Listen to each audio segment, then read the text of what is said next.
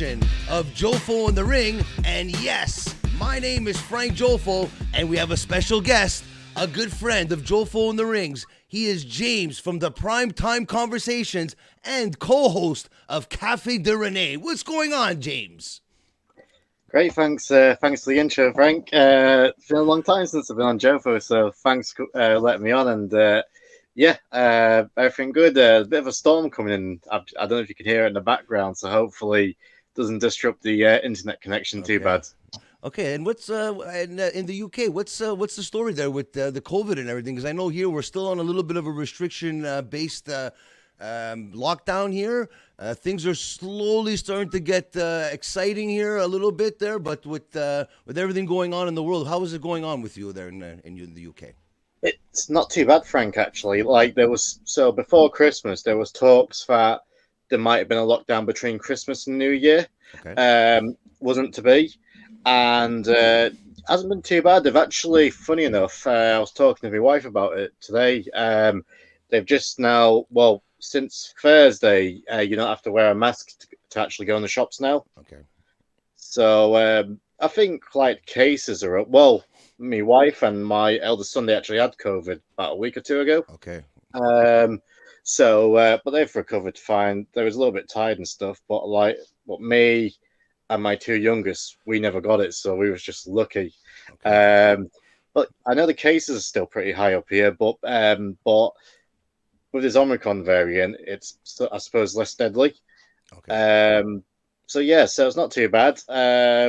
Everything seems to be getting back to normal, and like shops are still open and everything. So can't complain. Okay, so talking back to wrestling now, I know that your channel was very successful, the '90s wrestling podcast, as we know it from before, and you made a decision to change the name to Primetime Conversations. What was the process behind that? What was the train of thought behind that going forward with your new channel? Yeah, believe it or not, Frank, I think within a month or two of starting that 90s wrestling podcast, no, when I started doing interviews on the channel, because originally it was just a review show. Yeah. I was debating. I was like, should I change the name? And I never did, and it just kind of stuck. And I liked it. I still like the name. It's still part of the channel for when we do pay-per-view reviews. That's still part of the channel. So it's just like now a playlist or a sub-channel within the channel. And but you'll get comments. I try not to listen to the comments. But even if, for example, some of me interviews made it to wrestling media, for example, the headlines, they'll be like, why is Rene Dupree, for example, on a podcast called That 90s Wrestling Podcast when he didn't debut in WWE to 2003? And I'm like, it makes sense. I mean, I see where they're coming from. The channel was doing well. Still interviewing plenty of wrestlers. I still will be interviewing wrestlers, which I haven't done a wrestling interview like for my channel since Maven. Okay. So that's been a while now. But I've always been obviously we're wrestling fans, but obviously we enjoy other things like music, movies, games, things like that. And I've always thought, I wonder if I'll probably try and speak to other people. So took me a while to go with a name change. I thought, fuck it, I'll just go. We're allowed to swear, ain't we? Yeah, of course. Just our fucking opinion here. Exactly. I thought, fuck it. I thought I'll take a risk and changed it. Got new logos made up and that. But with Cafe doing well, this is before Cafe actually started doing really well. I thought, I've still got a good wrestling channel with Rene Dupree, and we're getting more wrestling guests on that. So I thought, fuck it, I'll try something new just in case. I thought it's rather sink or swim, and it's been good. I've interviewed, like I said, people from Bowling for Soup and Sum 41. Tomorrow I'm releasing the episode with, time this goes out, albeit out, but you played the Mortal Kombat games, I would presume. Yeah, of course. Yeah, the guy who played all the ninjas in Sub-Zero, basically, John Turk. So I spoke to him, but he's been in a few movies like The Dark Knight, and he's been in Prison Break, which is one of my favorite TV shows. Wow. You're a big Prison Break fan? Yeah, I was a big Prison Break guy too. Yeah. I'll tell you who he was in it. Do you remember the first season, which is the best season? Yeah. Didn't Lincoln get in a fight with like this big guy in like the basement of the prison? Yes. His name was Turk. Well, it's the same guy, but the guy's real Wow. name. The ironic thing, the guy's real name is John Turk. And I said, Okay. Wow. What a and I, coincidence. and I said to him, like, was that always the character's name, or did they name the character when you got casted? He said, no, that was actually the character's name before I even got casted. Holy He shit. said, but it was a fun interview. Talk about Mortal Kombat. I'm a massive Mortal Kombat fan. We spoke about the latest movie, which what came out last year. I like the violence and the fight scenes were great, but I just hated the story. But that's because I'm just a Mortal Kombat nerd. Yeah. But yeah, it's been fun just reaching out to all different guests.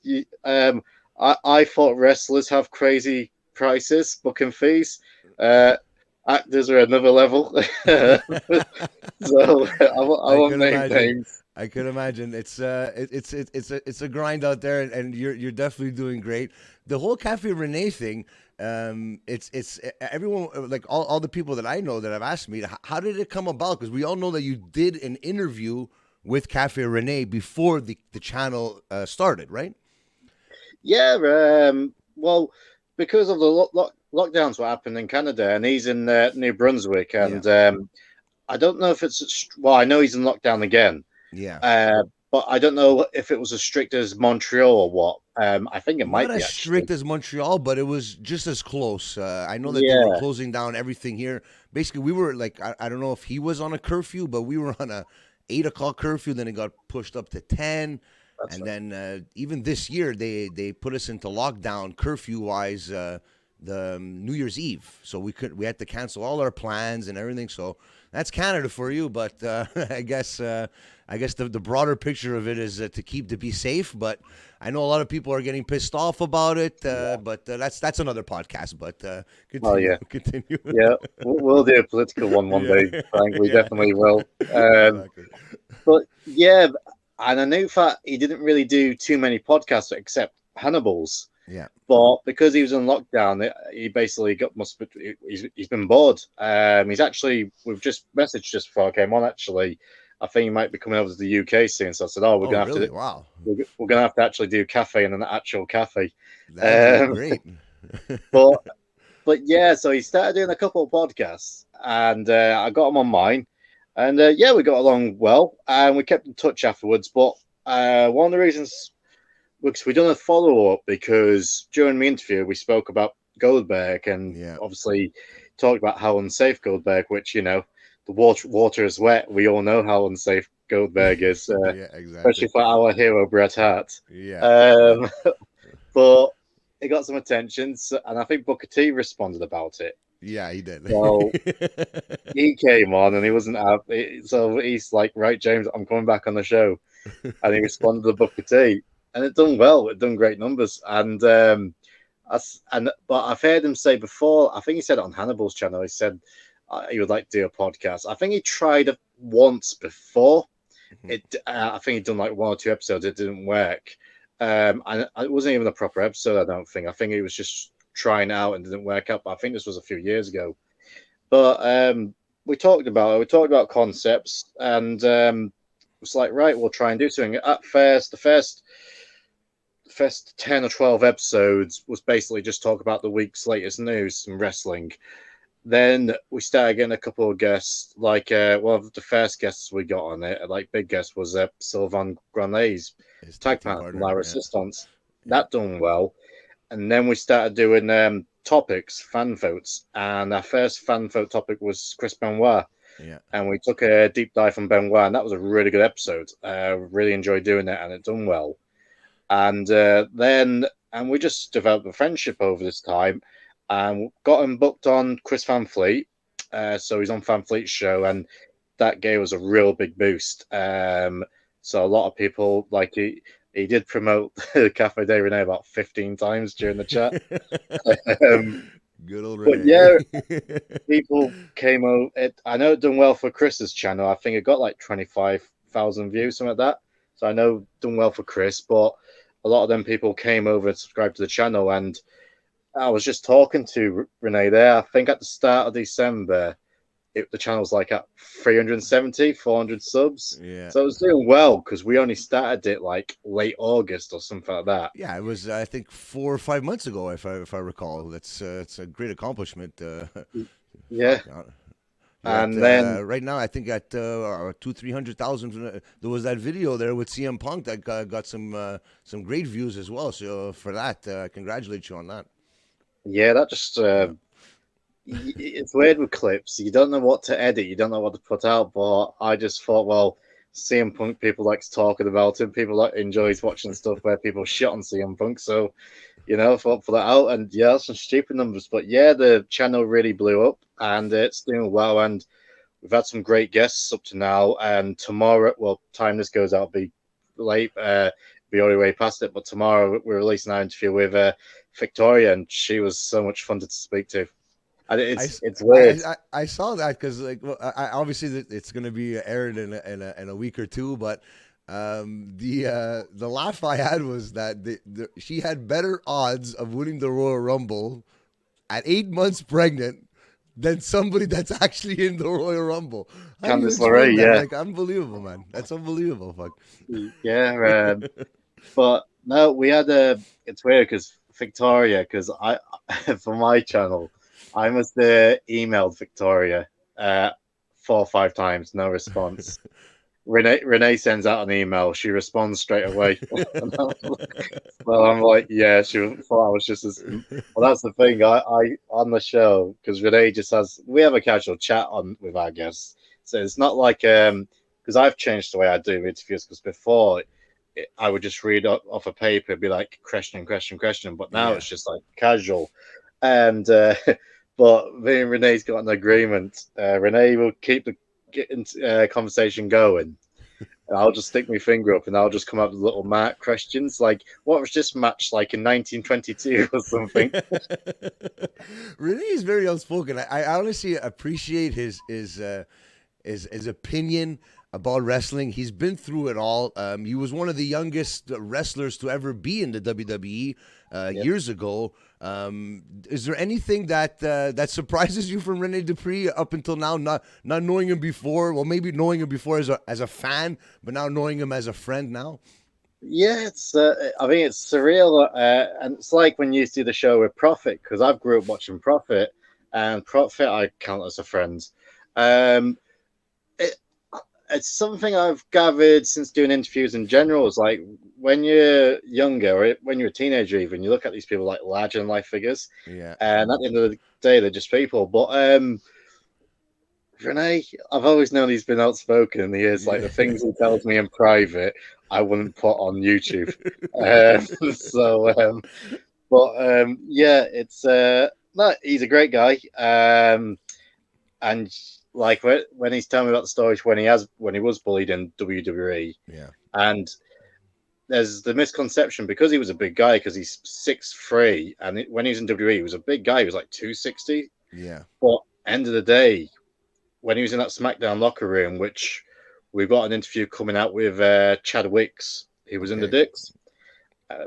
So horror stories that it's probably going to get me blackballed from WWE altogether when that Okay. comes out.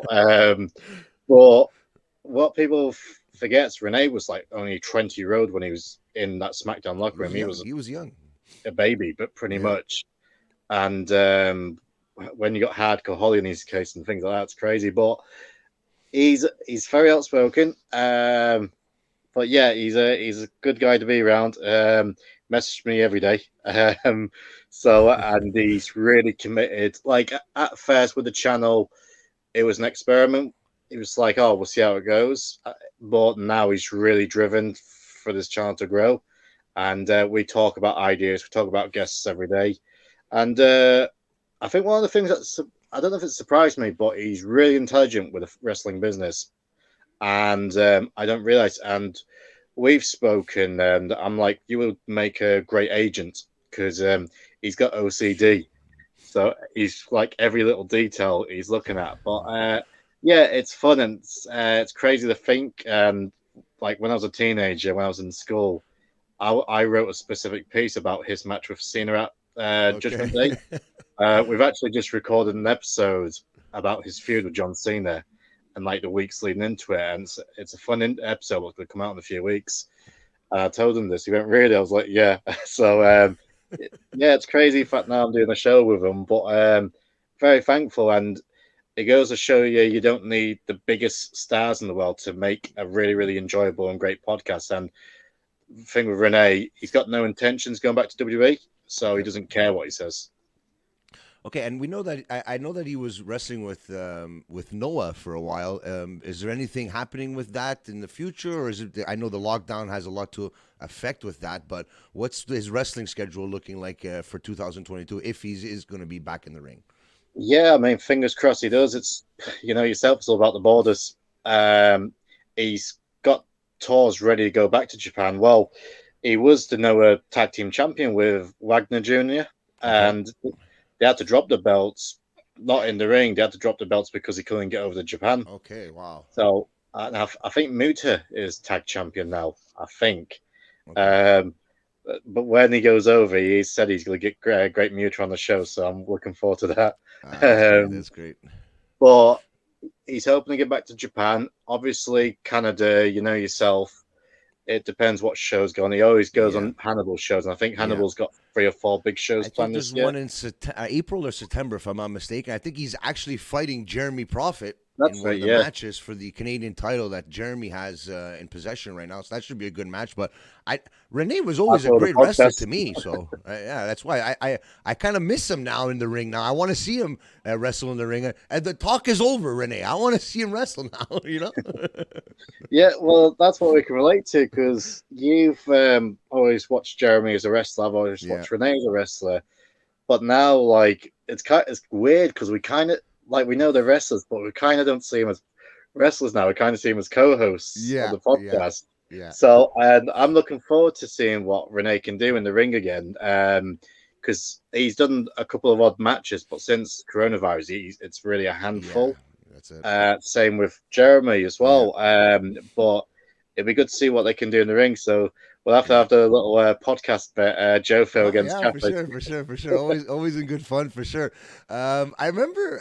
I want to bring it back to when last year around this time when you interviewed RVD, and it was right before the Hall of Fame. And to me, I'm like, okay, this is wow, you got RVD on the show. I'm like, wow, this is amazing. And then to the point where I kind of think you had an influence on him getting into the Hall of Fame. Is there any truth to that? Do you? I wish. I remember. I remember I had a fun streak with Impact Wrestling. I haven't done an interview with Impact for a little bit now. Um, every time, and it was my first few guests of Impact Wrestling. My first guest with Impact Wrestling was Ace Austin, and I interviewed him, and he was going to be in the main event of Slammiversary.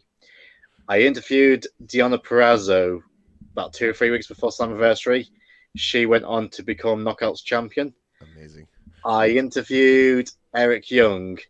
A few weeks later, he went on to become world champion of Impact. That's So I had a little, crazy. I had people started calling me like the Kingmaker because I was having these, and I spoke to like William Mack, and I'm like, well, I'm just telling you my run at the minute with people, but he didn't become X Division champ. But yeah, I suppose it's just all time. And like RVD, I actually asked.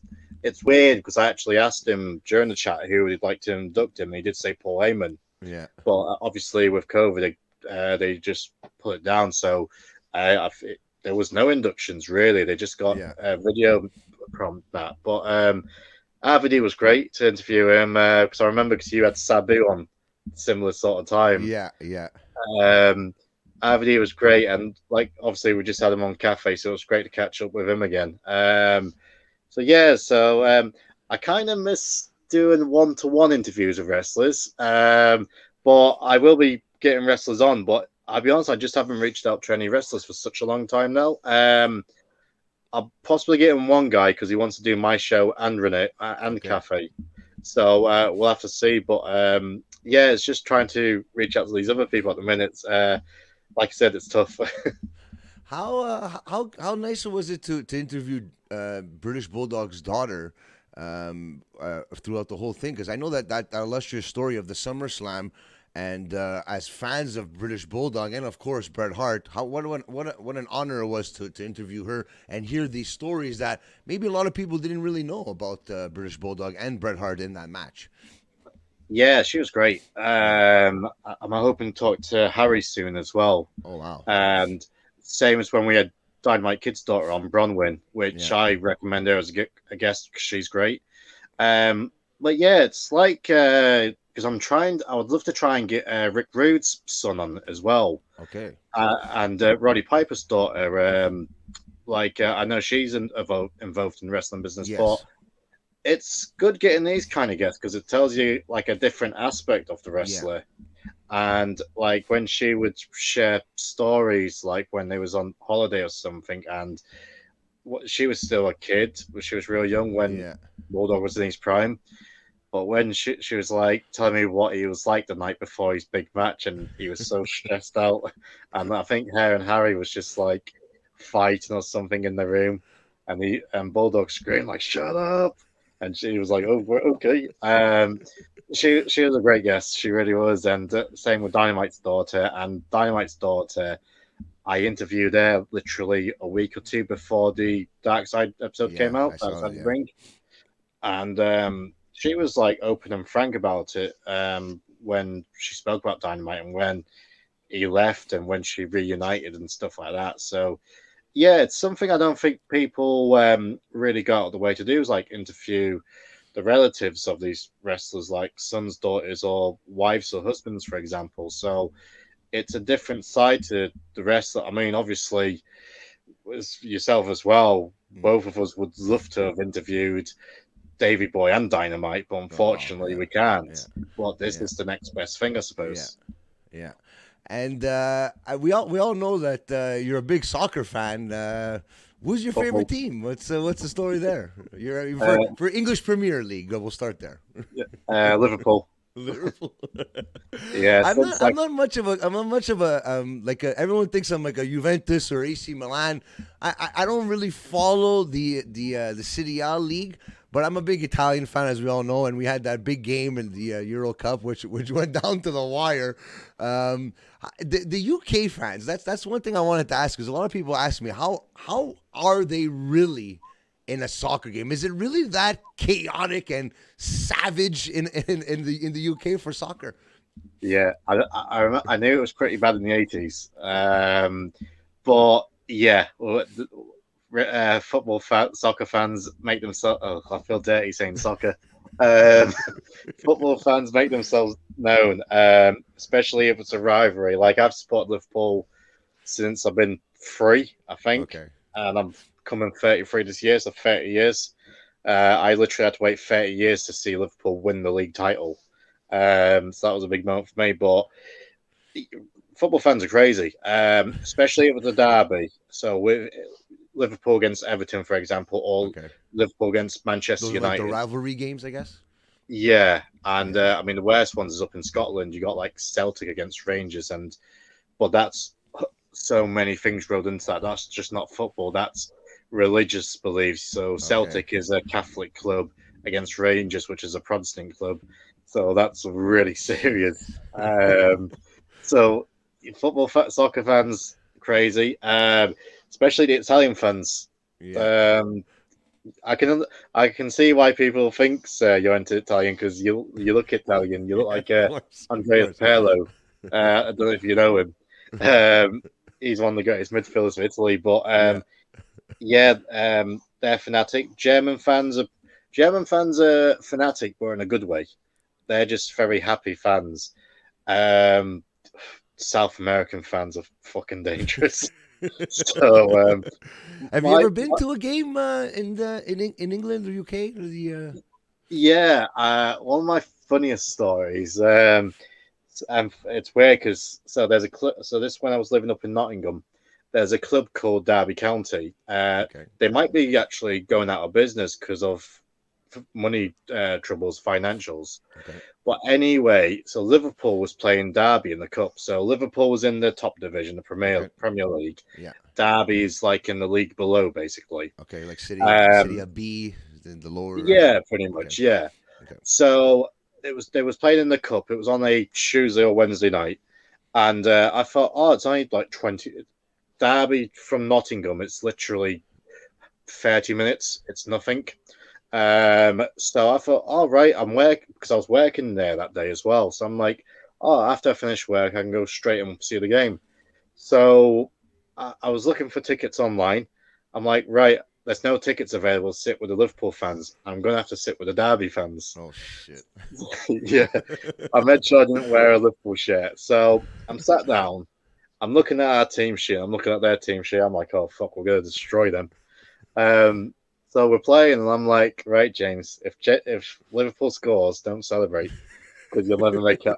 Now, there's another thing also. So I'm from Nottingham. So Nottingham Okay. Forest, which is Nottingham's team, Okay. is my home Your club. hometown. Okay. Yeah, I'm a Liverpool fan first, but I always follow Forest because it's where I'm born. Okay. And Derby and Forest hate each other. So I thought, right, not only am I a Liverpool fan, I'm also from Nottingham, so they're gonna kill me. So Liverpool scores, I jump up and celebrate. All of a But sudden, I that's can like your feel reaction, right? Like that's like if you're watching it on TV, yeah, you get up, or because you forgot that. Okay, James, calm down. You got to calm down here. You know. yeah. I jumped up, celebrated. All of a sudden, I felt like 5,000 heads turned towards me. Oh I was Jesus. like, shit, I'm dead. They ripped me, they pushed me, they tried to chuck me out. Really? Wow. I'm like, I'm sorry, I'm sorry. Um, so I sat down, then we scored again. I was like, oh, Oh fuck. Jesus. So, there was like a not an old guy, but he was in his 50s, and he started nudging me. He said, "Don't worry, mate." He said, "We'll look after you." I'm like, that doesn't reassure me. And then we scored again. It was 3-0, and there's like, oh, don't worry, we knew Liverpool was going to win. At least you're not a Forest supporter, are you? I'm like, yeah. Oh Jesus. So we won. I escaped. Did you catch the Royal Rumble last night, James? I did. Were you It was okay with the outcomes of all the matches in the Royal Rumble? Yeah, like I've spoke to a few people about it. I'll be honest, Frank, wrestling. I hate wrestling fans these days. I know, man. You're gonna have to tell me. They're just proper virgins, Yeah, neckbeards. Everything offends them. They're just not yeah, happy with anything. Like I thought it was a good story. Spoiler alert for people who's watching. But obviously the main story: Roman regained his title. yeah, So Brock Lesnar against Lashley. The finish surprised me. I was shocked. I'm like, well, yeah, they put the belt back on Lashley. I enjoyed the angle they done with Heyman turning on him, and yeah. so I'm like, right, I'm thinking he might be showing up at the Rumble, and obviously Brock won the Rumble, so it's gonna be him against Roman for the title. And I like Brock Lesnar, and Brock Lesnar is a big name, is probably the biggest name they've got. It didn't. I wanted McIntyre to win because I was surprised McIntyre came back. I honestly thought he was gonna pull it off last night. I think because he's been talking about that moment that he wants in front of the fans, and I thought it was gonna be right there. And no matter what, Yeah, and I think win or lose, Brock Lesnar, I think he was still gonna fight Roman Reigns. But I actually thought Drew McIntyre. I was thinking of you because I know that you're a big Drew McIntyre fan, and I actually thought he was gonna pull it off last night. yeah, I thought so myself. And I'll be honest, like I do like it when the Rumble gets is won by someone who's never won it or has Yeah. never been champion. Because I feel the same way with Money in the Bank. It Mhm. should be someone new.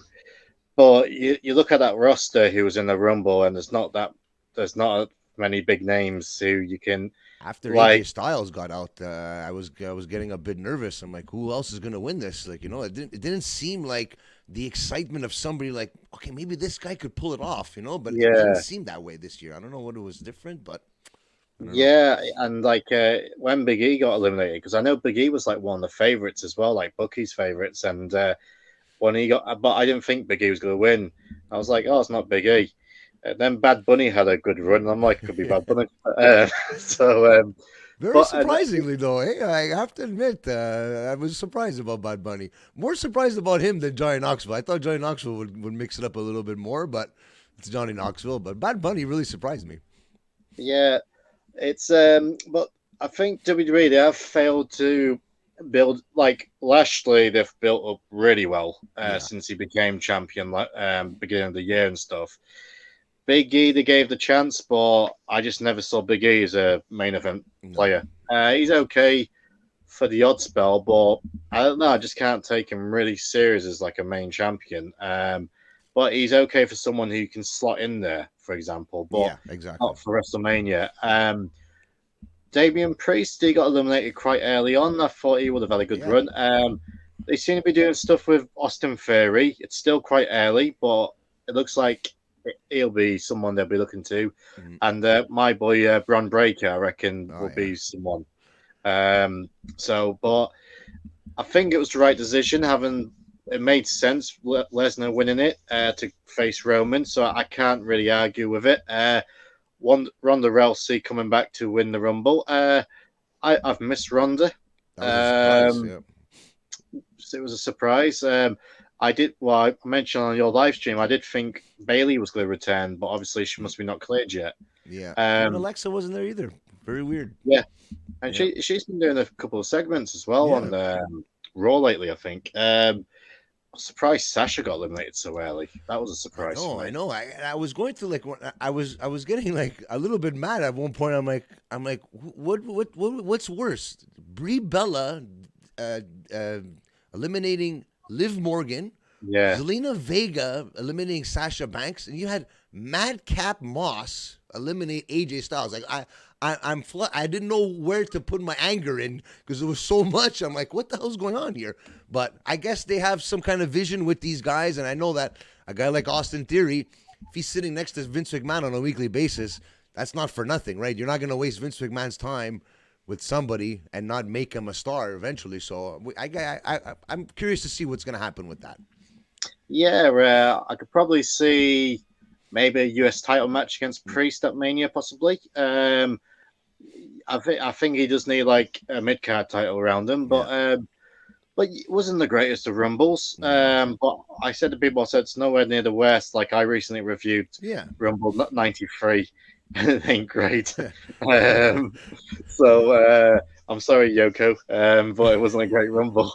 Um, Well, but the 93, I always remember, why did Macho Man go for a pin on Yokozuna? That was the. Macho Man's never understood the rules of a Rumble. I think in '92 he eliminated himself when he chasing Oh, no. after Jake. Um, we've just watched. We watched it the other night. I'm way off on the editing. I've got like 4 pay-per-views to edit. But he was in '94 as well, and he got eliminated quite early on in that as well, like Crush. Um, but yeah, it wasn't the worst Rumble, but it's not memorable. But I felt that last year as well with Edge winning. I thought it was an okay Rumble, but 2020 was a good Rumble. I love 2020. It's one of my Yes. favorite Rumbles. Yeah. But even the Rumble where Rollins won it, was that 2019, 2018? Around, One yeah, I of the think it two. was 2018, if I'm not mistaken. Yeah, I was happy that Rollins won because I'm a big Rollins fan, but I can't remember anything too much that happened in that Rumble. So I don't know if it's just I don't know. I think because I do a podcast now and I speak to a lot of wrestlers. I don't know. It's because you're missing that bit of kayfabe. I Um, think that's what it is, eh? yeah, you didn't like because I can remember everything that happened in Rumble 2000, for example, in 2001, Yeah. and I thought I don't know. I think you get a bit more skeptical as you get over there, but I wasn't overly displeased with the Rumble, and it probably was the right decision, but it was just a fairly predictable Rumble. Yeah, that's for sure. Well, we're gonna I guess we're gonna have to wait and see what's gonna happen at WrestleMania, the culmination of everything. We're on the road to WrestleMania, as everyone knows. Another question I wanted to ask you: everyone, you always talk about this shed. When are we going to be able to see this shed that you work out of, that dungeon that you work out of? Do you do all your podcasts in the shed, in this shed that you talk about? I used to, but now it's got renovated. Okay. But there's plans to build a new one, Okay. and I'm planning on building like my own studio and stuff like that. So we'll have to see. But that one's on hold, so now I'm just inside the home. We know you do some great collaborations with other podcasters like Dan Griffin and the UTT podcast. How is it with those guys? Those are your good friends from the UK. How is that the relationship going? Yeah, that came about. I kind of knew Rob. I can't say we knew each other, but it was just someone I knew on Twitter. Okay. And and obviously he was a big wrestling fan, and they had a page that had lots of followers. But when I first started that '90s wrestling podcast, the concept was that I would just bring like a different co-host on every week, Yeah. and he was the first one I reached out to, and we got along. Then he told me about Mags, and so I had Mags on the second week, and we just interacted over that. And then I did have a co-host for a few episodes. What's his name? Kevin. Bat Productions. He's got his own channel, which is a good channel. Okay. And it's mainly like Game of Thrones. Okay. I done a few reviews with him, and then he left because he just didn't have the time. But that was around about the same time I started doing a lot of interviews. So I put a stop on the reviews for a long time. Okay. And then I decided to bring him back. So I asked Rob if he wants to do it. He wants to do it. Mags wants to do it. And Dan was Rob's friend. And he's like, bring him on. You'll have a good laugh with him. So we brought him on. And we do it once a month, reviewing the 90s pay-per-view reviews. Yeah. And we have a great time. And UTT podcast, Unbucketed Territory. So they had their stream. And they said, it's okay, go on my stream on me podcast audio downloads. I'm like, yeah, sure. And so we done that for a bit. So they just started season 2, and we agreed. I said, because my channel ain't specifically wrestling now, I want to make sure as many people listen to your stuff as they can. So what we'll do, if you want, at the start of this episode, I'll say to everyone that you're leaving the stream and it's just going to be exclusive to their stream. Okay. And I'll send everyone your way.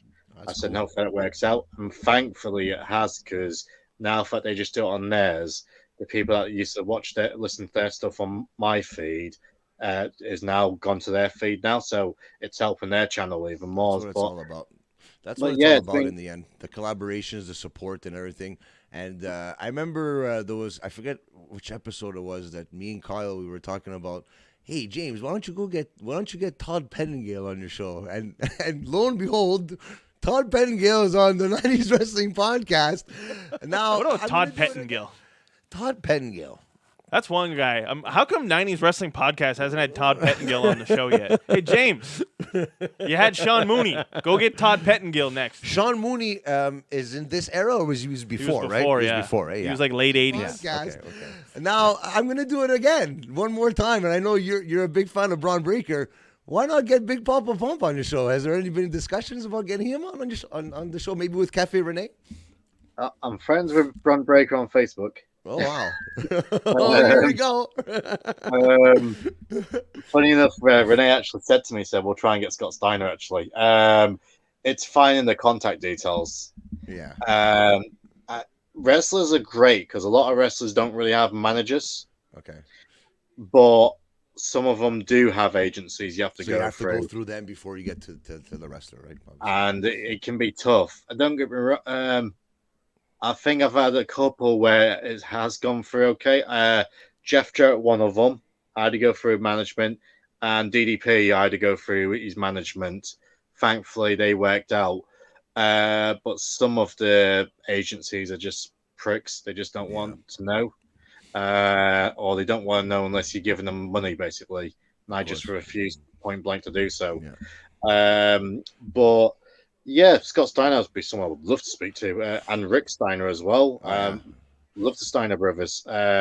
Well, I'll have to try and work through management. I mean, with having Renee now, he's got a following and he's got a name in the wrestling business, so it has helped.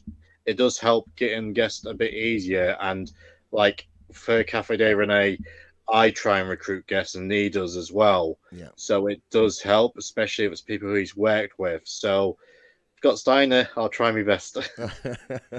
Well, we're going to be looking forward to that if it does happen. James, tell everybody where they could find you and follow your wrestling journey on both your great channels.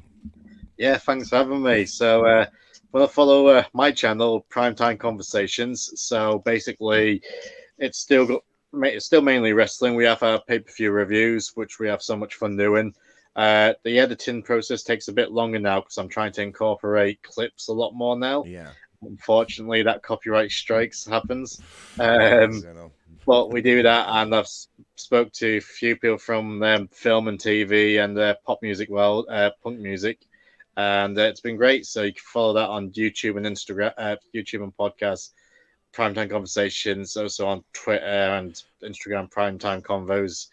And if you want to follow the channel, what I do with Rene Dupree, where we have guests, we have topics voted by the fans on YouTube. Please head over to Café De Rene with Rene Dupree and give us a subscribe. And time this goes out, it's probably be out, but we've got interviews coming out with Victoria, Chadwick's.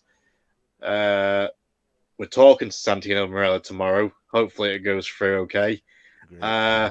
Got quite a few good episodes recorded, to be fair. So, everyone just check it out.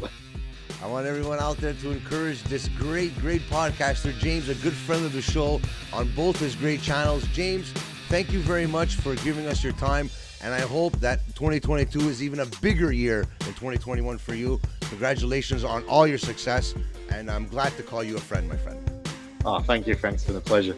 Have a good night, and thank you very much. And everybody out there, remember, wrestling is life. So, Jofo, I'm a gargle a shot for Kurt Hennig and everybody before we go.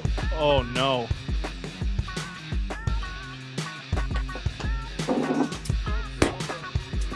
Jofo, thank you guys.